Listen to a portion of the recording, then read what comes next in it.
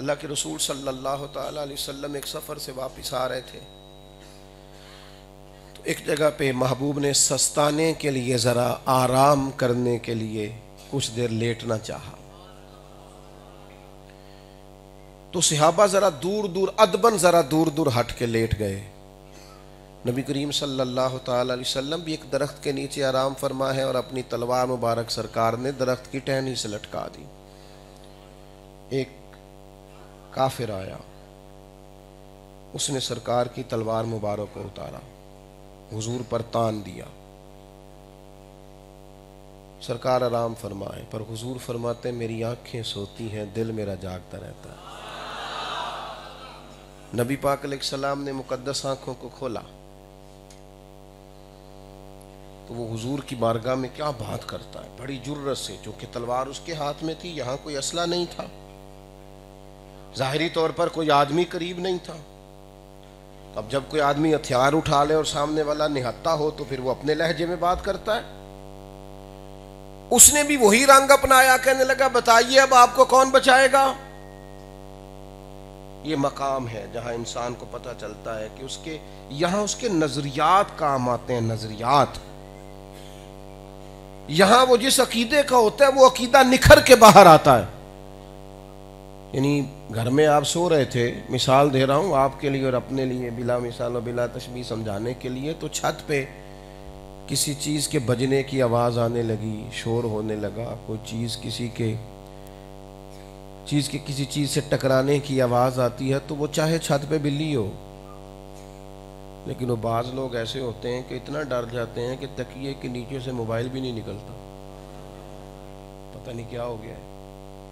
اور راستے میں کوئی بندوق والا راستہ روک لینا بیچارہ, شاید اس نے خود بھی راستہ ہی پوچھنا ہو, لیکن وہ اتنی آزمائش ہو جاتی ہے کہ بعض لوگوں کی حالت ہی اور ہو جاتی ہے. یہ جو کمزوری ہے نا, کمزوری, اقبال کہتے ہیں کہ زوال بندہ مومن کا بے زری سے نہیں, تیری کمزوری اس لیے نہیں کہ تیرے پاس زر نہیں, مال نہیں, بات کچھ اور ہے. تیرے ذہن کو کمزور کر دیا گیا ہے. نظریاتی طور پر کتنے اسلامی ممالک ہیں,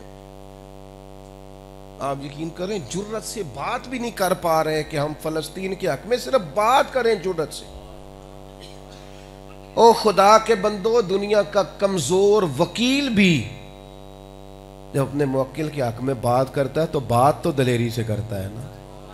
مقدمہ جیتنا ہارنا تو بات کی بات ہے, تم نے تو بات بھی دلیری سے نہیں کی, لیکن سبب کچھ اور ہے جس کو تو خود سمجھتا ہے.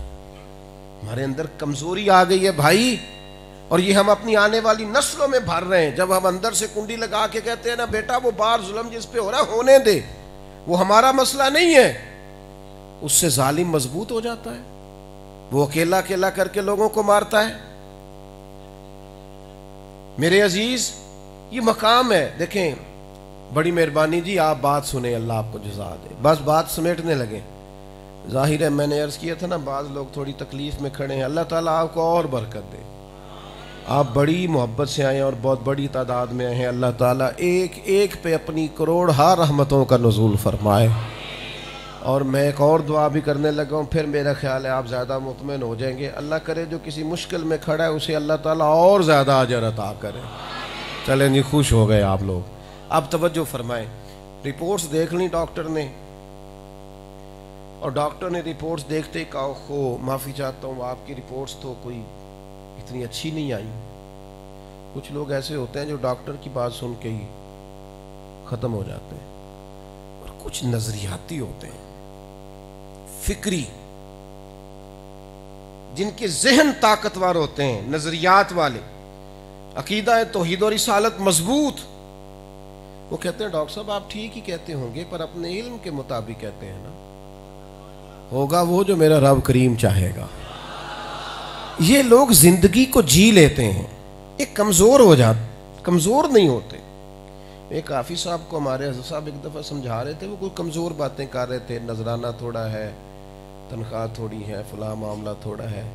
تو حضرت ہمارے بہت بڑے عالم تھے, بزرگ ہمارے استاد, تو وہ کہنے لگے خدا کے بندے اللہ کے فضل سے میں نے ساری زندگی پڑھایا ہے, لیکن ابھی بھی کوئی آیت ڈھونڈنی پڑتی ہے تو مجھے مشکل ہوتی ہے. تیرا سینہ رب کو اتنا پسند ہے کہ پورا قرآن مجید اس میں موجود ہے، اور تو کچی باتیں کرتا ہے، کمزور باتیں کرتا ہے.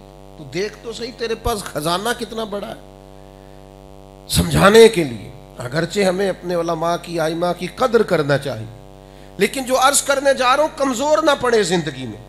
اس نے حضور پر تان لی تلوار اور کہنے لگا کون بچائے گا. تو یہ عقیدہ ہے جو ہمارے نبی کریم نے ہمیں دیا. حضور داعیہ اللہ ہیں. محبوب نے آنکھیں کھولی اور حضور مسکرائے. یہ مقام ہے مسکرانے کا. اور کریم بڑے دھیمے لہجے میں فرمانے لگے مجھے میرا رب بچائے گا. یہ بڑی طاقت ہے اگر آپ کے ساتھ اللہ ہے اور آپ کا عقیدہ مضبوط ہے تو آپ سب سے مضبوط ہیں. مجھے میرا اللہ بچائے گا. بس یہ لفظ کریم نے فرمائے تو وہ کانپنے لگا. تلوار اس کے ہاتھوں سے گر گئی. محبوب اسی اطمینان سے اٹھے.